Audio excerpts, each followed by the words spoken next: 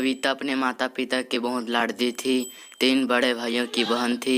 कोई भी चीज़ मांगने पर उसे वक्त सामने हाजिर हो जाती। पूरे घर में रौब था उसका। पूरे परिवार और नौकरी पर राजकुमारी की तरह हुक्म चलाती थी। कविता स्कूल में भी पूरा रौब था उसका। बड़े घर की लाडली जो थी वह। ऐसे ही उसने कॉलेज में दाखिल किया। उसके ठाकवाड़ बड़ी गाड़ी में आना जाना, हर दिन नया फैशन देखकर हर कोई उससे दोस्ती करना चाहता था। दोनों ही एक दिनों में उसके बहुत से दोस्त बन गए। पूरे कॉलेज में उसकी अपनी ही एक पहचान थी। इन दिनों उसके घर एक रिश्ता आया। खानदानी लोग थे और पापा की पुरानी जान पहचान के उनके साथ कविता एक साथ कोई ज़बरदस्ती नहीं थी। पर कविता ने फिर भी यहाँ कर दी क्योंकि वह अपने परिवार से बहुत प्यार करती थी। वह जानती थी कि वह लोग उसका अच्छा ही सोचेंगे। लड़के का नाम राज था। राज काफ़ी पढ़ा लिखा और समझदार लड़का था।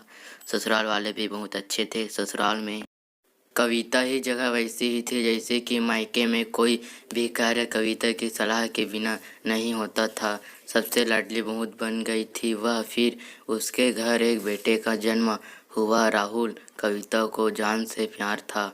पोता पाकर ससुराल वाले तो फूले नहीं समाते थे। कविता कभी कभी सोचती कि उसकी किस्मत कितनी अच्छी है। उसका हर अपना उसे कितना प्यार करता है।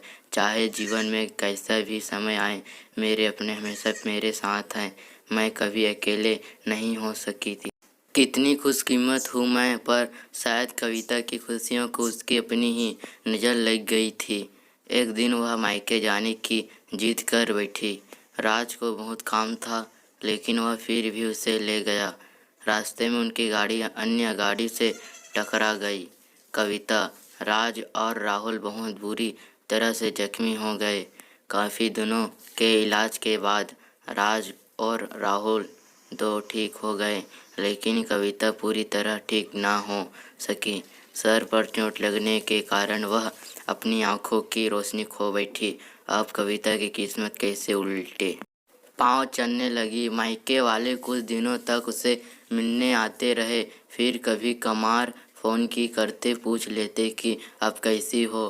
धीरे धीरे सिलसिला भी कम हो गया। ससुराल वालों की सहानुभूति भी कम होने लगी। घर में किसी को पास बैठने के लिए कहती तो जवाब मिलता, बहुत काम है, अब तुम भी हाथ नहीं बटा सकती। आज भी चिड़चिड़ा हो गया था। बस राहुल था उसके साथ, जिसके साथ हंसते खेलते उसका वक्त गुजरता। एक दिन कविता के हाथ से कुछ सामान गिर गया जिसकी वजह से राहुल को हल्की सी चोट लग गई। कविता के सास ससुर ने राहुल को उससे अलग कर दिया कि कहीं उसके ना देखने की वजह से बच्चे का कोई नुकसान ना हो जाए। कविता अंदर से टूट चुकी थी। एक दिन उसने सबके सामने मायके जाने की इच्छा नहीं रखी तो राज उसे तुरंत मायके छोड़ आया, जैसे कि वह भी यह चाहता था। लेकिन राहुल को उसके साथ नहीं भेजा गया। कविता कभी राहुल से दूर नहीं रही थी पर अपनी कमी के कारण उसने ज़्यादा बहस नहीं की। कविता को लगा कि वह 3-4 दिनों वहाँ रहेगी तो थोड़ा हवा पानी बदल जाएगा क्योंकि वह कितने दिनों से कहीं भी बाहर नहीं गई थी। हर घर वाले भी इतने दिनों बाद उससे देखकर कितने खुश होंगे। कविता के घर पहुँचने पर सब लोग बहुत खुश हुए। खाने में सब कुछ कविता की पसंद का ही बना था। उसने अपने मम्मी पापा और भाई बहनों से दिल खोल कर बातें की। उनके छोटे छोटे बच्चे भी बुआ के साथ घुल मिल गए थे। रात को सोने के वक्त जब वह कपड़े बदलने लगी तो उसे पता चला कि उसका बैग तो बहुत भरा हुआ था। वह समझ गई थी। वह बहुत उदास हो गई। कुछ दिनों तक तो सब ठीक रहा, फिर जैसे वह बदलने लगा सबका व्यवहार बदल रहा था। वह लोग जैसे थक चुके थे। उससे सब लोग घुमा फिरा कर पूछने लगे कि राज कब आ रहा है। उसे ले जाने वह बहाना बना देती, जबकि वह जानती थी कि उसे घर में अब उसके लिए कोई जगह नहीं है। कविता से चलते वक्त कुछ ना कुछ नुकसान हो जाता। थोड़ी बहुत टोका टक्की उसे सुनाई देती, वह टाल देता। एक दिन उसके हाथ से लगकर एक कीमती फूलदान टूट गया। थोड़ी भाभी ने बहुत हंगामा मचाया। कविता के माता पिता रोज रोज के झमेलों से तंग आ गए थे। उन्होंने राज को खुद से फ़ोन कर दिया। राज कविता को अपने घर ले गया।